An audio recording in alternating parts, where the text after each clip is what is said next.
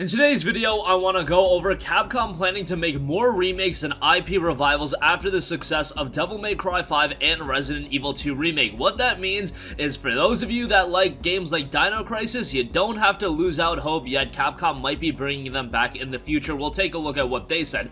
Also, I hadn't been sold on Star Wars Jedi Fallen Order for quite a while. However, the new blowout preview that has been uploaded by a lot of outlets has really sold me on the game. This is the content for the game that I should have been seeing from the get-go, and it is shaping up to be an awesome game. We'll talk all about that. And just why it's so strange how EA decides to promote these games, but whatever the case may be, we'll talk a little bit about that. The Outer Worlds is going to have a significant update on the PlayStation 4 right away, and it will be supporting PlayStation 4 Pro, contrary to some reports earlier this week. That was a little strange, so we'll talk that at the end of this video. But first up, let's talk all things about Capcom, and it looks like Resident Evil 2 Remake and Devil May Cry 5 have been staggering successes for them. I think they were expecting those games to do well, but just how well they did, I think even they were a little bit caught off guard by. And because of the success, Capcom is planning to release more remakes in the future and intends to awaken more intellectual properties from its library. According to the company's recent integrated 2019 report as spotted by Restera user Jaw Muncher, both Devil May Cry 5 and Resident Evil 2 Remake are considered indisputable successes,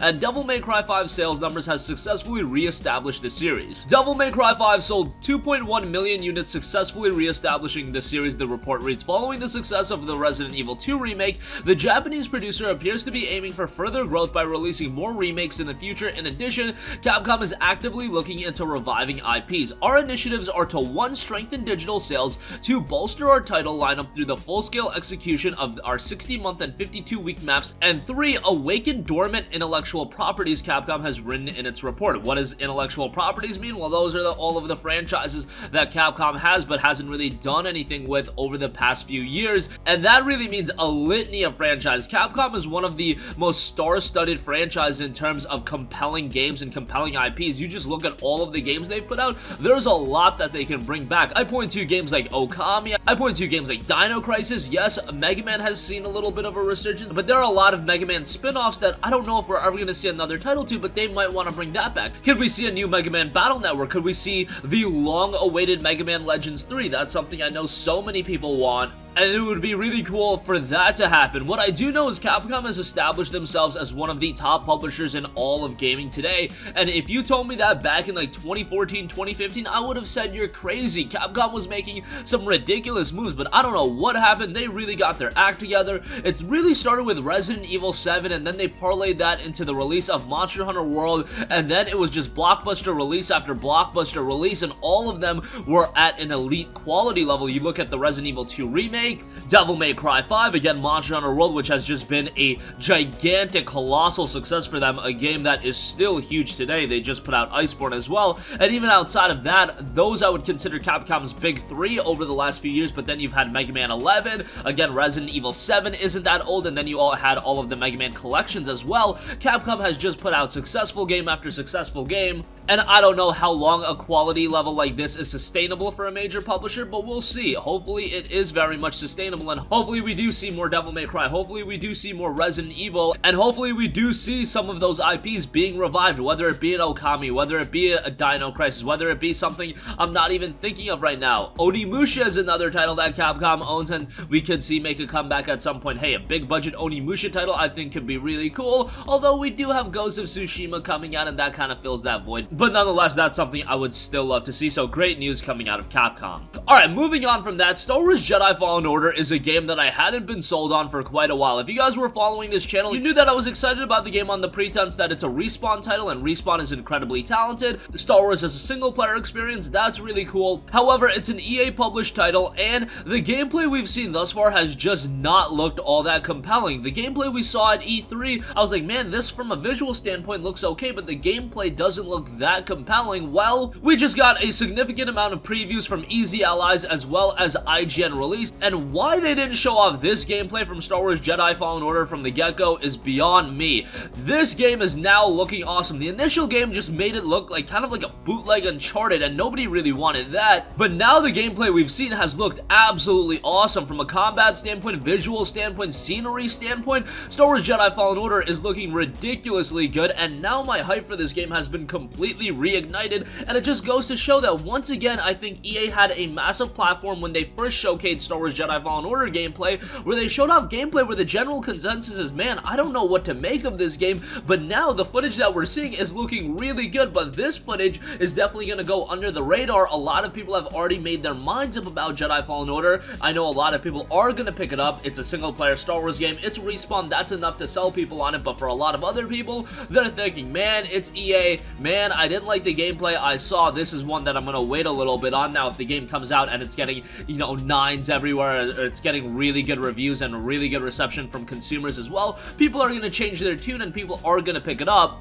It's just that, again, from a promotional standpoint, I do think this game could have been promoted a little bit more effectively, and from an EA standpoint, I really think that's been their downfall over the last few years, whether it be Battlefield 5, Battlefront 2, Battlefront 1, Titanfall 2. I'm not a marketing expert, but it seems like they are making some very, very questionable promotional moves, but that's just my 2 cents. And it was noted, while too much of the plot can't be revealed or uncovered in only 3 hours, Star Wars Jedi Fallen Order already stands out among Star Wars games by rewarding exploration and thoughtfulness in combat. Fallen Order seems challenging without being inapproachable. And it was noted that the game looks to be a much bigger and deeper game than we had initially expected. I'm very excited for Star Wars Jedi Fallen Order. I've made a complete turnaround on this game after seeing this gameplay. Hopefully you guys check it out too. I would highly recommend you to do so if you were a little bit skeptical on dropping a full $60 on it, but this is a game I do think could be a standout. Hopefully it delivers, and from a commercial standpoint it does relatively well, because we want more Star Wars games. We want quality Star Wars games at that. At some point I would like to see another KOTOR, believe it or not. However, if all of these Star Wars games just bomb after bomb, that's not going to be good for the longevity of Star Wars games unless some other publisher picks it up or whatever the case may be. Let's just hope Jedi Fallen Order turns out well, and Respawn is incredibly talented, and I do think it is going to turn out well. Alright, lastly, I do want to talk a little bit about The Outer Worlds. It has a 38GB update on Xbox One day one. It'll feature a much smaller 18GB update on PlayStation 4, and it will be supporting the PlayStation 4 Pro, which was a little bit of a point of contention, and it was noted The Outer Worlds has a massive day one update for those who are getting a retail copy on Xbox One or PS4. It'll also support the PS4 Pro. Private Division has confirmed the launch timing for The Outer Worlds for PS4, PC, and Xbox One. They have also revealed that the game will arrive with a massive day one update that is roughly 38GB on X1 and 18GB on the PS4. This update is around the same size on Xbox One as the full game version, which means those who get the retail copy will likely have to download the whole game again. The Outer Worlds is also confirmed to support the PlayStation 4 Pro, contrary to an earlier report regarding it. The game will be running at 1440p resolution on the PlayStation 4 Pro, while it was confirmed that the Xbox One version will support 4K resolution and textures.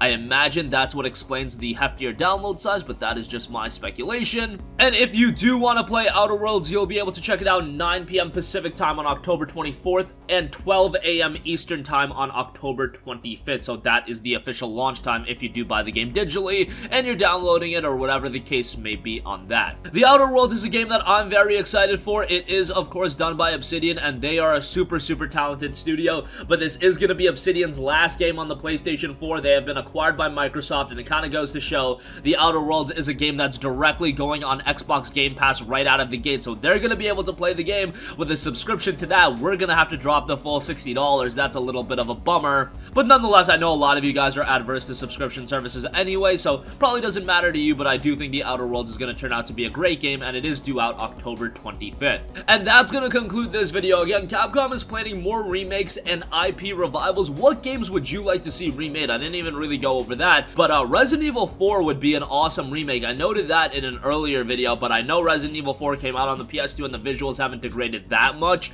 but it's a game that I still think could use a facelift, and I think it would be great if it was modernized for the PS4 or PS5, whatever the case may be on that. Of course, you guys know I want a new Mega Man Battle Network. I think the return of Okami could be tremendous. Capcom just has a significant amount of IPs to them, and I wonder if they're considering expanding at all, because considering their reception now, considering they've just been delivering quality game after quality game, I do question, is it time for them to grow a little bit and have a lot more projects in the works simultaneously? I'll leave that decision making up to them, since they would know better than me, but nonetheless, it is something to think about. It seems like Star Wars Jedi Fallen Order is finally getting the promotion and gameplay showcase it deserves, because the game is looking really good based on the previews, and The Outer Worlds will be a hefty install on PS4, but it'll also feature an 18GB update, so that's a little bit of a bummer. But nonetheless, on a positive side, it will support the PlayStation 4 Pro. And that's going to conclude this video. Sound sound off with all of your thoughts in the comment section down below. Thank you for watching, and goodbye. Hey guys, we hope you enjoyed the video, and if you did, make sure to hit the subscribe button, and if you're already subscribed, do us a favor and hit the bell icon. This way you'll be notified whenever we post a new video. That's the best way to keep up with all of our uploads, and we usually try to upload 2 videos a day. And with the bell icon hit, you'll be notified whenever we do upload a video. As always, thanks for watching.